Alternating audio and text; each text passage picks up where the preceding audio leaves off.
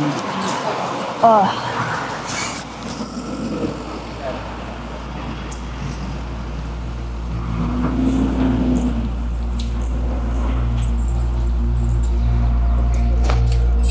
We're going to have laksa. Now, is this one of Singapore's best laksas? We'll find out. Morning.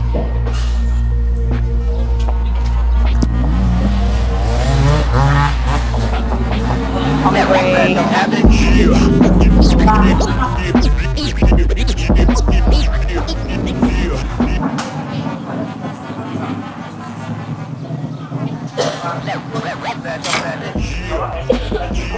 Hey bro, Hello. how are you? Yeah. Sit. Glenn, how are you? Yeah, good. I'm fine. How's service been? Restaurant? Not bad. Yeah, good service. So Alan Chan is a head chef at Rempapa, one of the best Nonya Peranakan restaurants in Singapore, one of my favourites as well. I go there every time I come back to Singapore. Honestly, the kueh is to die for. But restaurant's been good? Yeah, good. Thank you for having me for this morning. Oh no, I honestly, like, we caught up the other day. I was sat here eating my bowl of laksa, and then you apparently saw me drove past on your motorcycle and had to have some as well. I actually planned to come and eat here. Did you? Yeah. This Just is what coincidence, yes. That's what I love about Singapore. It's just such a small island. Everybody just bumps into everybody. Let's get some Let's not order. delay it. Yeah. I'm going to definitely jump in and get some laksa. Uncle, laksa, lengma. What kind of noodles you like? They have the thick bihun. I like the thick bee hoon one. Which one do you go for? I'll go for the yellow noodles and vermicelli, the bihun. Oh, okay. It's more absorbed on the sauces if you use bihun. I love that you got a choice of noodles. In London, we rarely get the thick laksa noodle. Yes. Nowhere, Yeah. unless you're having like a pho. Yeah. But they don't do this type of noodle back in London. So every time I'm back, I'm like, I'm gonna get that one. Yeah, actually you can mix with the All of noodle them. itself. You can add the yellow noodle and the laksa noodles. Exactly the same like when you're having the Hokkien Mee, they mix the yellow noodles and the white noodles and cook together. Wow. I prefer the yellow noodles and the bihun. Has to have cockles. Has to have pum. Siham, we call siham cockles. I think it's one of the must We don't have this cockles though in the UK. in UK. Yeah. We have very small, like British ones. Yeah. That very salty. When I was in Portugal, they have something similar, but it's not as bloody as what you can see here. Oh, There's so many kind of laksa. I know. That's I Yeah. think what a lot of like Westerners don't realise. There's like 9 types of laksa. Yeah. They just assume there's just one. One Singapore. kind, yes, yeah. Oh, sure. So why is this laksa special to you? I like this laksa because of the broth. The broth itself is like, you can see it's quite gritty because they use dried shrimp, and then from the color itself, is look like very coconut, and they only use fresh coconut milk to cook the broth. Some places nowadays they want to ensure like the consistency of the laksas. Some they might add the coconut powder, so to make the consistency of the soup always the same. But this can be quite tricky because they use fresh coconut milk. So fresh coconut milk, when you get it too hot, can curdle, right? Yes. That's why it's split. You split, yeah. And if you undercook, it's also like you cannot bring out the coconut flavor.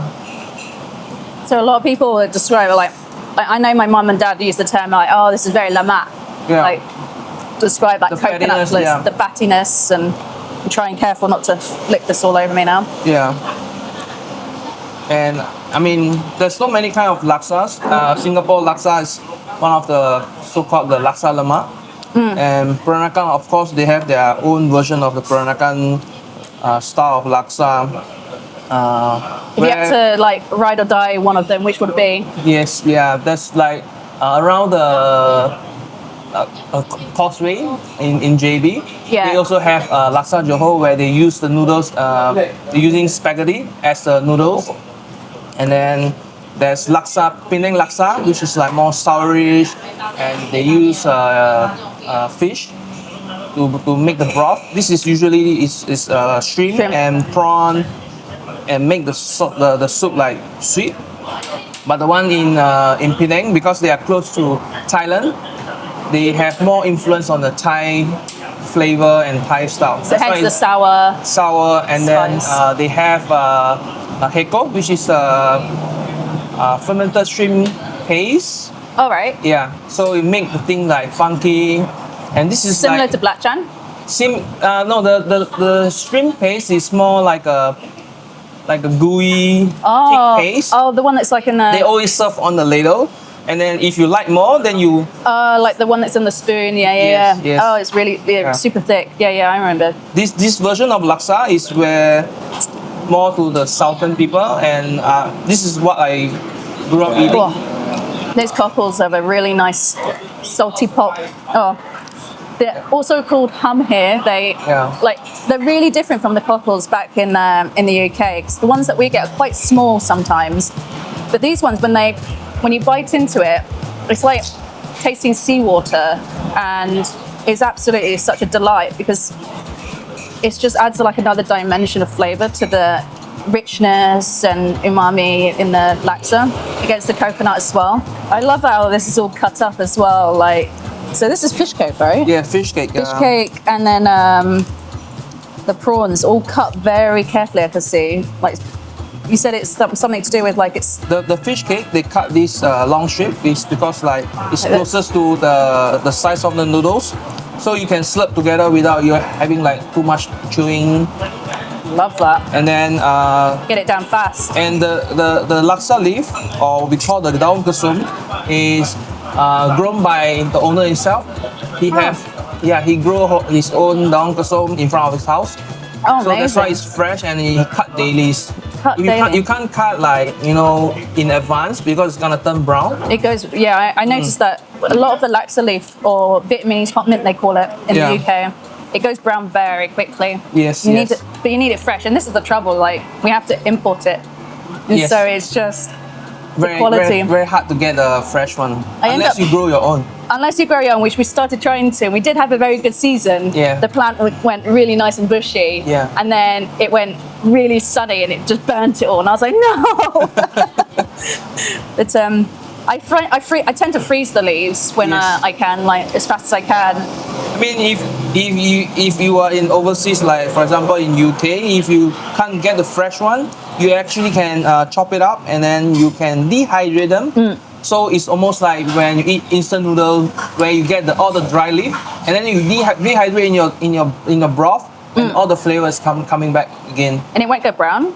It won't go brown. It's just you need to go on very slow dehydration heat. Yeah. Slow, low, and long time. Okay, I'll do that next time. I really like how the noodles aren't too long, but they're not too short. Yes.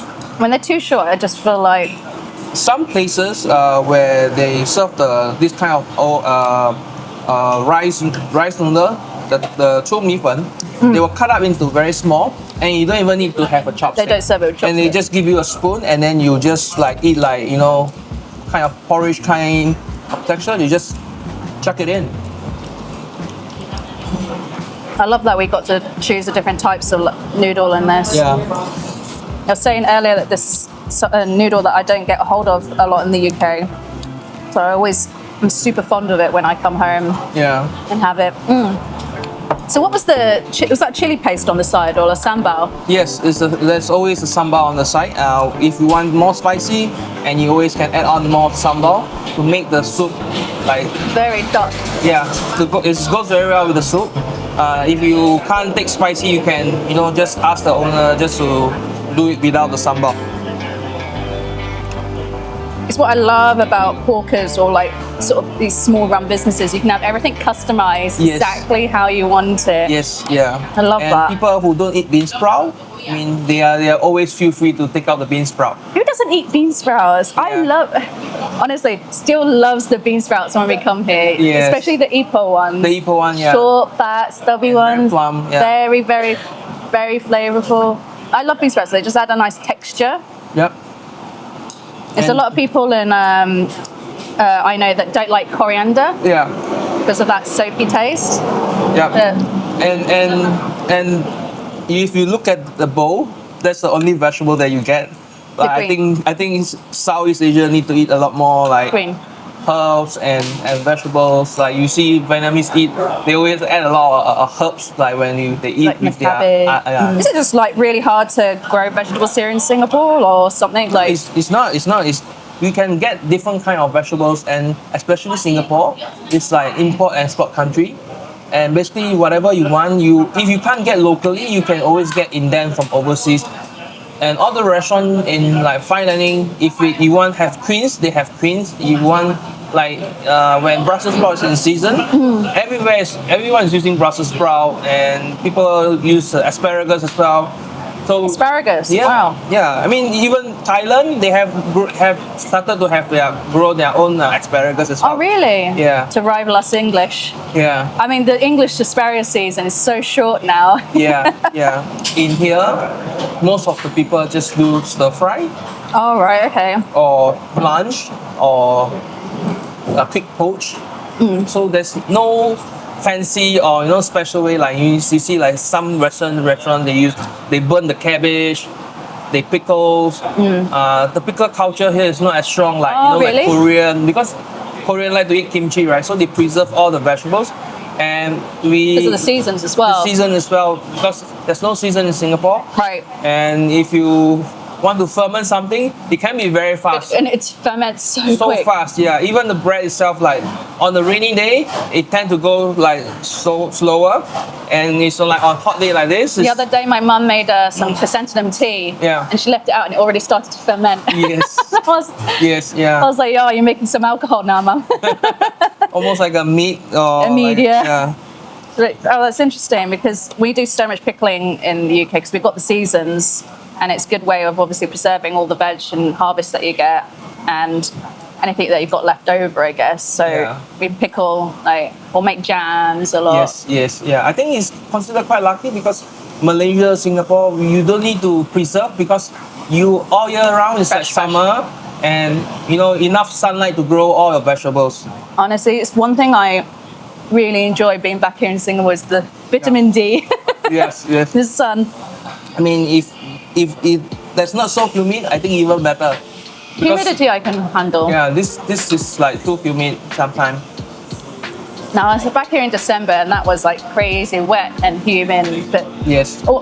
coming here in August, it is a lot hotter. It feels Yeah. a lot more humid. But Yeah.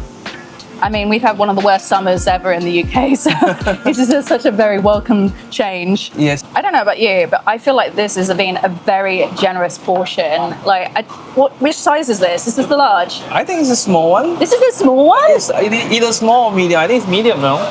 Oh, Yeah, it's very generous in portion, especially Like- come to starch. And Asian like their rice, their starch. Yeah. Yeah.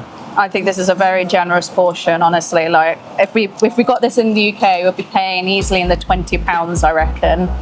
I mean, I made a version in our last videos, made my own Katong style, very Katong inspired by my last trip here. Yeah. And everyone said, oh, it doesn't look right, But I think the flavour-wise, I just need a bit more soup. I think I put in too small a bowl. Yes. I think this You sort need a white. You need a white bowl. and you can see all the ingredients at once. Yeah. Noted. I will go back and tackle it again. It's a real shame that we can't make Laksa at Mei Mei. Yeah. Because there's another stall that does it. So there's no like cross interference and Okay. stepping on anyone's toes. Yeah. Being very respectful of one another. But I do love making this. I think my style Laksa in the broth.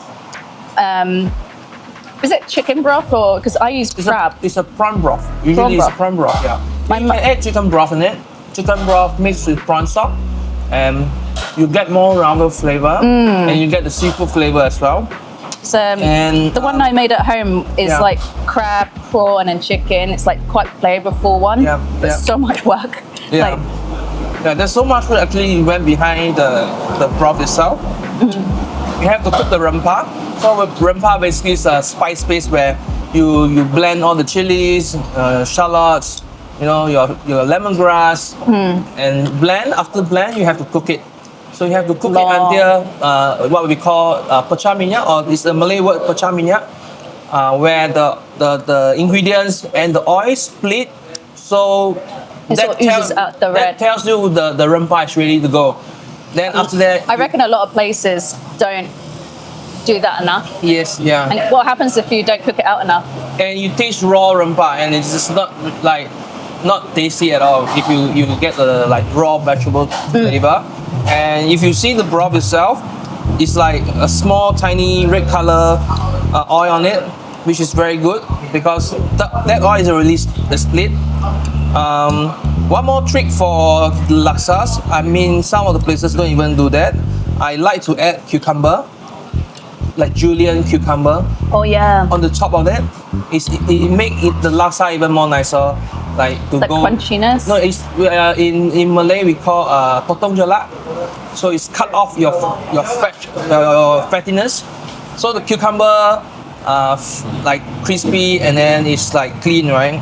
And then the broth is very rich. It's cut off the fattiness. So very similar to how in like European cuisine we would maybe add like a little bit of acidity to Yes. cut through fat, Yes. or some sort of like we use like lemon or vinegar or something to cut through that rich, because we use a lot of butter. Yes, yeah.